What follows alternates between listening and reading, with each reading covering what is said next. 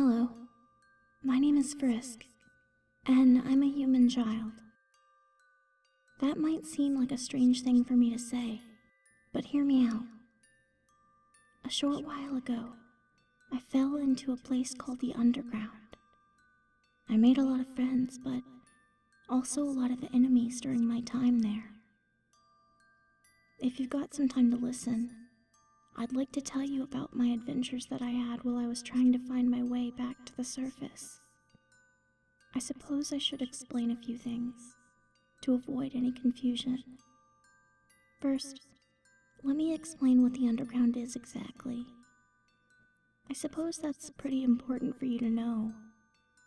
You see, once upon a time, monsters roamed our world here on the surface.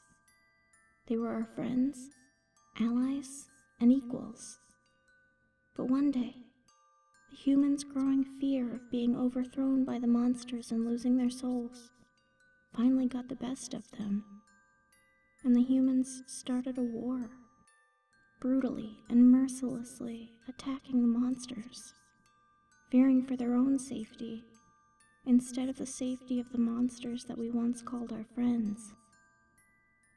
But what the humans failed to realize is that the souls of nearly every monster combined would only be as powerful as that of only one human soul. Because of this, the monsters were massacred by the humans, and the war was won without even a single human casualty. Eventually, the monsters surrendered, and the humans gathered their 7 best magicians to seal the few remaining surviving monsters in a place beneath Mount Ebott. This place is what would come to be known as the Underground. The humans would then erect a barrier to keep the monsters from re-entering the world here on the surface. The barrier, however, was not designed to keep the humans from being able to come in freely as they pleased. Eventually, the monsters accepted their loss and began to live normal lives throughout the realm of the Underground. Then, one day, a human named Chara passed through the barrier and entered the Underground. Chara was discovered by Asriel, the son of Asgore and Toriel, the king and queen of the Underground, and was adopted into their family.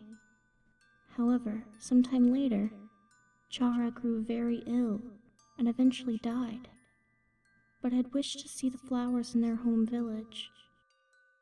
After Chara passed away, Asriel absorbed their soul, becoming a powerful entity that was able to cross the barrier, picking up their corpse and carrying it out of the Underground. However, despite his good intentions, the humans from the outside world attacked Asriel under the assumption that he had killed Chara, forcing him to return to the Underground with Chara's corpse, where he later succumbed to his wounds. King Asgore became vengeful for his son and plotted to escape the Underground to wage another war against humans. He declared that all humans who should fall into the Underground be killed and their souls be collected. For Asgore knew that with 7 human souls, the barrier could be shattered completely. However, the brutality of this decision disgusted Queen Toriel, enough that not only did she relinquish her position as queen, but she also relinquished her marriage to Asgore.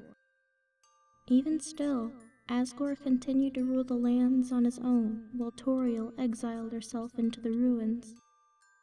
Over time, 6 more humans fell into the Underground, all of which Toriel would try her hardest to shelter and care for. But each time, they would all leave the safety of their ruins and were eventually killed, their souls collected by Asgore.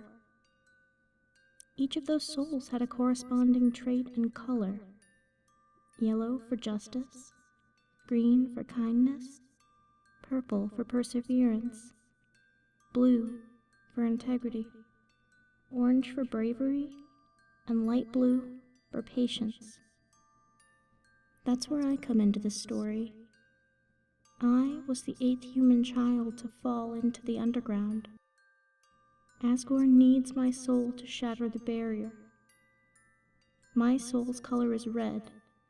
My trait is determination. And it would be that very determination that would help me persevere through my journey through the underground. I have much more to explain about my adventure, but that's all I have time to say for now. Thank you for listening to me. I have many more stories to share with you. Be safe out there. I'll see you again soon.